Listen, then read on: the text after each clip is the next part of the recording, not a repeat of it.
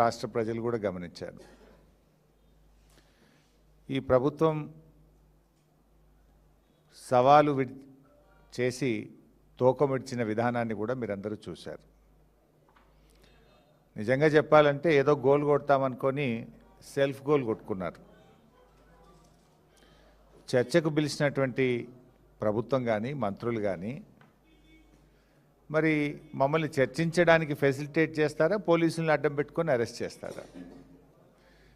ఒక మంత్రి గారేమో గౌరవనీయులు జూపల్లి కృష్ణారావు గారు తెలంగాణ భవన్కి వస్తాను, 8 లక్షల కోట్ల అప్పు చేయలేదని మీరు రుజువు చేస్తే అక్కడే రాజీనామా చేసి వెళ్తాను అన్నారు. మరి భవన్కి వస్తానన్న జూపల్లి కృష్ణారావు గారు ఎందుకు భవన్కు రాలేదు? ఇక్కడ కేటీఆర్ గారు మేమిద్దరం కూడా ఆయనకు స్వాగతం తెలిపి బొకే ఇచ్చి షాలు కప్పి చర్చించడానికి కుర్చీలు వేసి వేదిక కూడా సిద్ధం చేసి పెట్టాం. కానీ ఆయన తోకముడ్చారు. నిజంగా చెప్పాలంటే జూపల్లి కృష్ణారావుకు చీము నెత్తురుంటే, ఆయనకేమన్నా పాలమూరు పౌరుషం ఉంటే తక్షణమే ఆయన రాజీనామా చేయాలి. నిన్నేమన్నాడు? 8 లక్షల కోట్ల అప్పు బీఆర్ఎస్ ప్రభుత్వం చేసింది, అది నేను చూపిస్తాను నిన్న అన్నాడు. ఇవాళ ఏమన్నాడు తెలుసా? ఆయనే 1 లక్ష కోట్లు తగ్గించి 7 లక్షల కోట్ల అప్పు చేసిందని ఇవాళ మాట్లాడిండు. నిజంగా చర్చ జరిగుంటే 3 లక్షలకో 4 లక్షలకో ఒప్పుకునేవాడు, ఇంకో 3 లక్షలు తగ్గేది చర్చ జరిగుంటే. ఆ వీడియో ఒకసారి చూద్దాం. నిన్నేమన్నాడు జూపల్లి గారు? మిగులు బడ్జెట్, ధనిక రాష్ట్రం, హైదరాబాద్ ఆదాయం ప్లస్ 8 లక్షల కోట్ల అప్పు. 8 లక్షల కోట్ల అప్పు బీఆర్ఎస్ పార్టీ అవసరమైతే నేను వస్తా.